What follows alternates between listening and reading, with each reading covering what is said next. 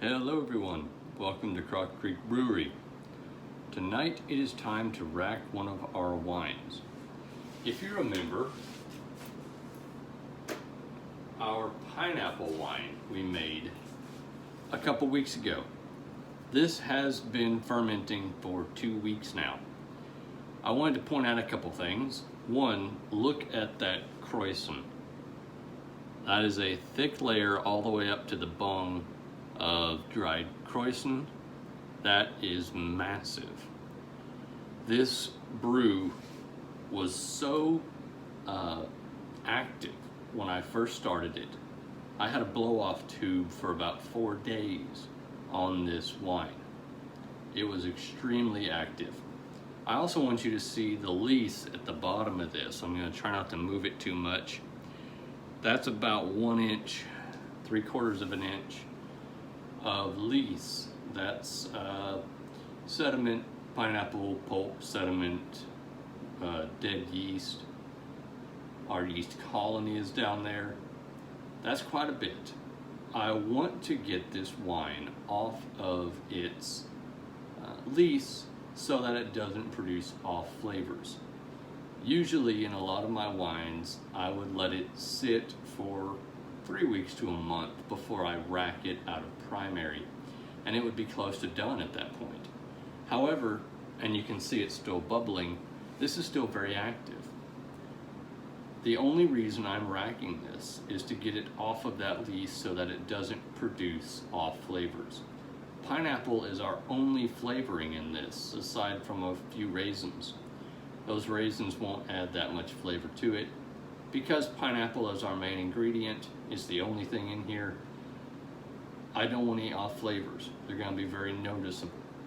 So we're going to go ahead and rack this tonight.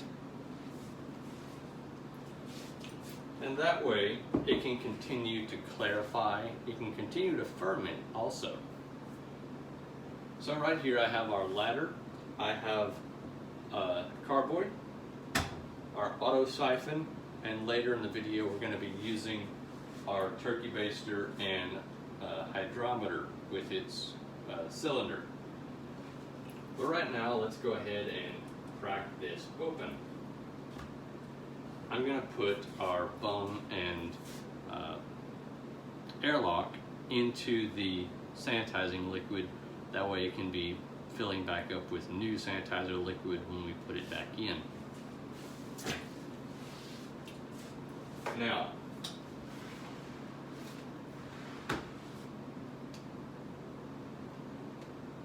this is a 5-gallon auto siphon. It doesn't work too well for 1-gallon batches, but I manage.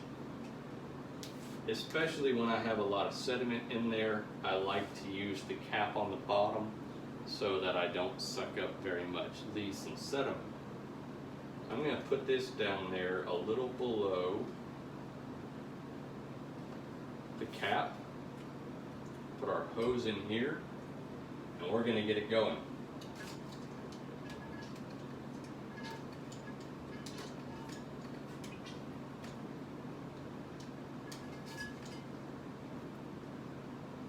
I'm going to lower this a rung so we can get a good siphon going. There we go. Now, I usually don't do racking videos or bottling videos. I usually show the end product of those videos, either secondary fermentation or bottles on my Facebook page, because these videos are incredibly repetitive.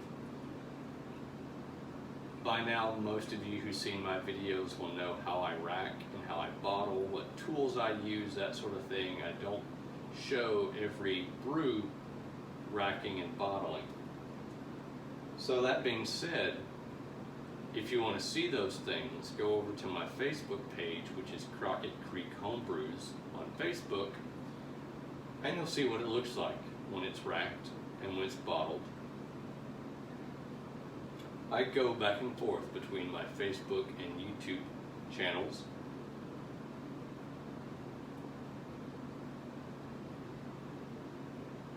It also saves me quite a bit of time making videos that are extremely repetitive for you guys. One benefit to using a 5-gallon auto siphon with a 3/8 inch hose is racking is incredibly quick. As you can see, we're almost done.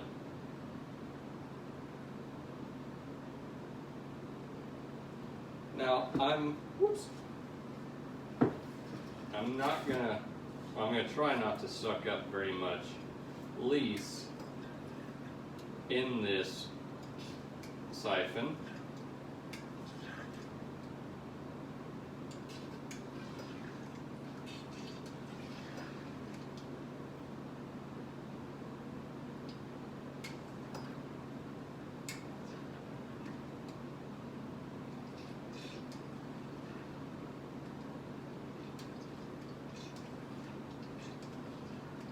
There's quite a bit of sediment in here.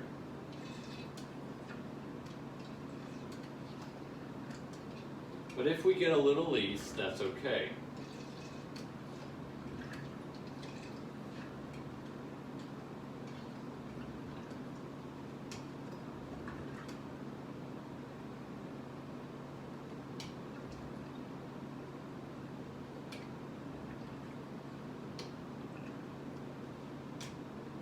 Okay, that's as much as I'm going to do.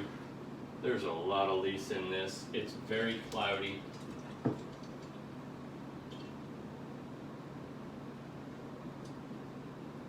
Let me go ahead and drain off my hose. And these are going to go straight into our sanitizer liquid.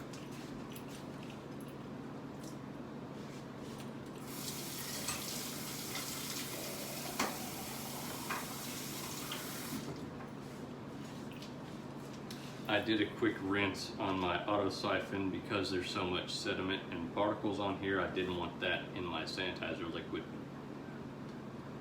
Okay, back in the sanitizer.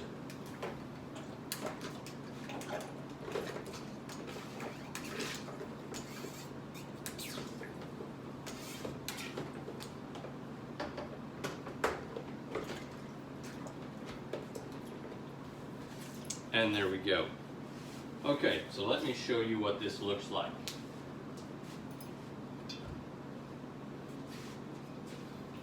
This is very, very cloudy at the moment.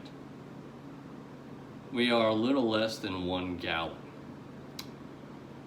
We have a little bit of headspace, but I'm not that worried about it. This was a 15% potential ABV, which means we have a slight, very slight chance of attracting acetobacters to make vinegar. I'm not worried about it. But let's go ahead and get a reading with our hydrometer. Here's our hydrometer, graduated cylinder, and our turkey baster.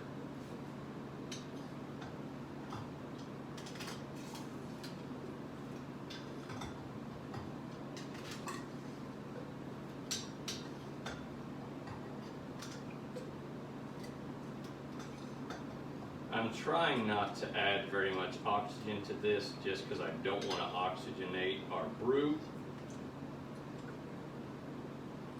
You will get some.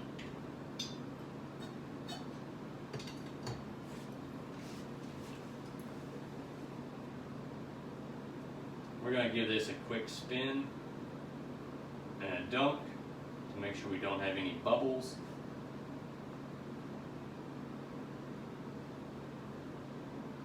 And we are at 1.000, which means we are dry. So this actually is a secondary fermentation. It won't ferment any further than this. This is as far as it can go. Remember, we used Lalvin K1V1116, which is an 18% alcohol tolerance. This is a 15% alcohol wine. So we're totally dry. We can't ferment anymore. Our yeast is done. So, as you can see, you can sort of see our hydrometer bouncing around in there. It's slightly clear. I'm going to let this sit and clarify for probably another week or two, maybe even a month. We'll see. I want this to be pretty clear because this is going to be bottled. Some of this is going to be bottled for a year and another bottle for 6 months. I don't want a lot of sediment in those bottles. I'm trying to get better at being patient in my brews, letting them ferment, letting them clarify, and letting them age. I'm trying to be intentional and make really good home brews for the future, for my own cellar, and also for the purpose of making really good home brews. So what we're going to do right now is our hydrometer itself goes back into sanitization, and this is going to get poured back into my carboy very, very gently so we don't oxygenate this.